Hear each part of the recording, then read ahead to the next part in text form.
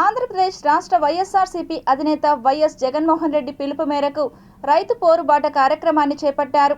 ఇందులో భాగంగా ఉమ్మడి చిత్తూరు జిల్లాలో పెద్ద ఎత్తున పార్టీ కార్యకర్తలు రైతులకు అండగా నిరసన ప్రదర్శనలు చేశారు.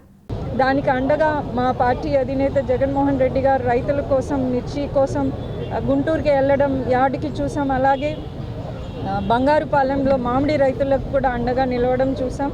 సో అట్లాగే ఎరువులు రైతు భరోసా కేంద్రాలు కూడా నిర్వీర్యం చేశారు. అంతకుముందు రైతు భరోసా కేంద్రాల ద్వారా ఎరువులు అట్లాగే వాళ్ళకి సలహాలు సూచనలు కూడా ఇచ్చేవాళ్ళు. సో ఇవాళ మేము మా తిరుపతి నియోజకవర్గంలో అందరం కూడా రైతులకు అండగా ఆర్డీఓ ఆఫీస్లో వినతి పత్రం ఇవ్వడం, అలాగే ప్రభుత్వం వెంటనే రైతులకు మద్దతు ధర ప్రకటిస్తూ వాళ్ళకు కావాల్సినటువంటి ఎరువులు అందుబాటులో తీసుకురావాలని, వీళ్ళందరి మీద చర్యలు తీసుకోవాలని, ఈ బ్లాక్ మార్కెట్ని అరికట్టాలని, రైతులకు యూరియాని అందజేయాలన్నటువంటి ఉద్దేశంతోనే వైఎస్ఆర్ కాంగ్రెస్ పార్టీ జగన్మోహన్ రెడ్డి గారి పిలుపు మేరకు నియోజకవర్గాల్లో ఉన్నటువంటి రెవెన్యూ డివిజనల్ ఆఫీసుల దగ్గర ఒక ర్యాలీని చేపట్టి ఆర్డీఓలకు వినతి పత్రాన్ని ఇచ్చేటటువంటి కార్యక్రమాన్ని చేపట్టడం జరిగింది. గతంలో జగన్మోహన్ రెడ్డి గారు ముఖ్యమంత్రిగా ఉన్న సమయంలో ఈ గిట్టుబాటు ధరలకు సంబంధించి ధరల వ్యవస్థీకరణ నిధిని ఏర్పాటు చేసి రైతులను ఎప్పటికప్పుడు ఆదుకునే ప్రయత్నం చేశారు.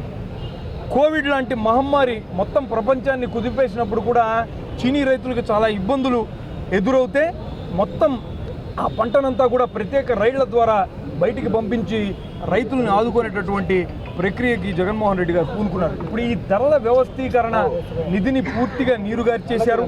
పిఎస్సీలు ఆర్బీకేలు పని చేయకుండా పోయినాయి. గతంలో ప్రభుత్వానికి ఎంతో ఇతోధికంగా సహాయం చేస్తున్నటువంటి సచివాలయ ఉద్యోగస్తుల్ని వాడుకునేటటువంటి పరిస్థితిని కూడా చంద్రబాబు నాయుడు గారి ప్రభుత్వం చేపట్టడం లేదు. ఖచ్చితంగా వచ్చే రోజుల్లో ఇలాంటి రైతులకి మళ్ళీ అన్యాయం జరిగితే ఖచ్చితంగా మళ్ళీ బలోపేతంగా ఇలాంటి చర్యలు ఉంటాయని కూడా మళ్ళీ తెలియజేసుకుంటున్నాం.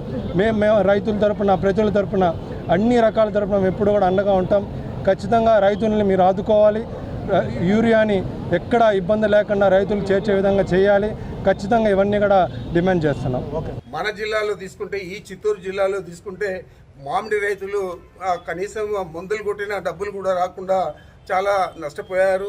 దోసకాయ రైతులు నష్టపోయారు. టమాటా రైతులు పూర్తిగా నాశనం అయిపోయారు. మరి ఏ ధరకు, ఏ పంటకు కూడా గిట్టుబాటు ధర లేని పరిస్థితి రాష్ట్రంలో ఏర్పడితే, మన జిల్లాలో ప్రత్యేకంగా మనం పండించుకునే టమాటా, మామిడి, ఇదే విధంగా దోస, ఇవన్నీ కూడా ఈరోజు పూర్తిగా రేట్ లేకుండా భూముల్లోనే వదిలేశారు, కోసే పని కూడా లేకుండా అని చెప్పి కూడా మీకు తెలియజేస్తా ఉన్నాను. ఎందుకంటే ఆయన వ్యవసాయం దండగాని తన మనసులోని మాట బుక్ రాసిన గొప్ప మేధావి. అలాంటి వాడిని నమ్మినందుకు ఈరోజు రైతన్నల జీవితాలు సర్వనాశనం చేశారనేది మీరు అర్థం చేసుకోవాలి. ఎందుకంటే యూరియా ఒక్కటే కాదు, చంద్రబాబు నాయుడు, పవన్ కళ్యాణ్ అధికారంలోకి వచ్చాక ఈరోజు రైతులకు ఇవ్వాల్సిన రైతు భరోసా లేదు, పంటల బీమా లేదు, అలాగే ఈ క్రాప్ లేదు, అలాగే రైతులకి పండించిన పంటకి గిట్టుబాటు ధర లేదు. మిర్చికి లేదు, పొగాకు లేదు, ఉల్లికి లేదు, చీనీకి లేదు, మామిడికి లేదు, వరికి లేదు. మరి ఎందుకు ఈ ప్రభుత్వం? దేనికి వీళ్ళకి పదవులు? చేతగానితనం ఉన్న వీళ్ళకి ప్రభుత్వం నడిపించడం చేత కాకపోతే దిగిపోవచ్చు కదా. మొదటిసారి ముఖ్యమంత్రి అయిన జగన్మోహన్ రెడ్డి గారు ఎలా రైతు భరోసా కేంద్రాలు తీసుకొచ్చారు, రైతులకి వాళ్ళ గ్రామాల్లోనే అన్ని ఎలా అందించి వాళ్ళకి అన్ని రకాలుగా అండగా నిలబడ్డారు. మీరెందుకు ఈరోజు ఇంత సీనియారిటీ ఉందంటారు? 4 సార్లు ముఖ్యమంత్రి అయిన మీకు ఎందుకు రైతుల్ని కాపాడుకోలేకపోతున్నారు? రైతు సమస్యలు ఎందుకు తీర్చలేకపోతున్నారని అడుగుతున్నా. రైతులకి యూరియా బాగా సప్లై చేస్తే ఆరోగ్యం బాగుంటుంది, దాన్ని బ్లాక్లో అమ్ముకుంటే రైతులకి అంతా ఆరోగ్యం వస్తుంది, పైరు బాగుపడుతుంది. మీరే చెప్పండి. ఒక బాధ్యత కలిగినటువంటి అచ్చెన్నాయుడు గారు ఆ విధంగా స్టేట్మెంట్లు ఇస్తుంటే ప్రజలు ఏ విధంగా ఆలోచించాలనో మీరు ఒక్కొక్కరు ఆలోచించండి. మేము పీస్ఫుల్గా వస్తున్నాము. 30 యాక్ట్ ఇంకా దీనిపైన ఏం కేసులు పెడతారు? ప్రతి కేసులో ఇప్పుడు నేను చూస్తూ ఉన్నాను, 17 నెలలకి 16 నెలలుగా చూస్తూ ఉన్నాను. ఏ కేసు పెట్టినా మమ్మల్ని బలి చేస్తున్నారు. ఎస్సీ ఎస్టీ యాక్ట్, ఆ ఎస్సీ ఎస్టీ యాక్ట్ పెట్టి మమ్మల్ని లోపల పెట్టి, అంటే మా పార్టీకి సంబంధించిన వాళ్ళు, అది అప్పర్ కమ్యూనిటీకి సంబంధించిన వాళ్ళ పైన ఒకటి ఆయుధం ఏమంటే వాళ్ళకి బెయిల్ ఇచ్చేస్తారని ఎస్సీ ఎస్టీ యాక్ట్ పెట్టి వాళ్ళని లోపల పెడతారు. మామిడి రైతులు రోడ్ల మీద పోసి ర్యాంపుల్లో దింపి ఫ్యాక్టరీలకు దింపితే ఇంతవరకు పేమెంట్ రాలేదు. ఆ రోజు ఏదైతే మద్దతు ధర ప్రకటిస్తామని చెప్పారో ఆ ప్రకటించిన మద్దతు ధరలో కనీసం అర్ధం వంతు కూడా ఈ పాటికి ఫ్యాక్టరీ వాళ్ళు ఇవ్వలేదు. అదేవిధంగా సబ్సిడీ డబ్బులు కూడా ఇంతవరకు చేరలేదు. ఇట్లా అనేక విధంగా రైతాంగం ముగిపోతుంటే ఇప్పుడు కొత్తగా యూరియా కొరత వచ్చి యూరియాని మొత్తం బ్లాక్లో పచ్చమూకలు తరలించుకొని బ్లాక్లో విక్రయిస్తూ ఉంటే ఈరోజు రైతాంగం మొత్తం నడి రోడ్డున ఏడ్చుకుంటూ కూర్చునే పరిస్థితి వచ్చింది.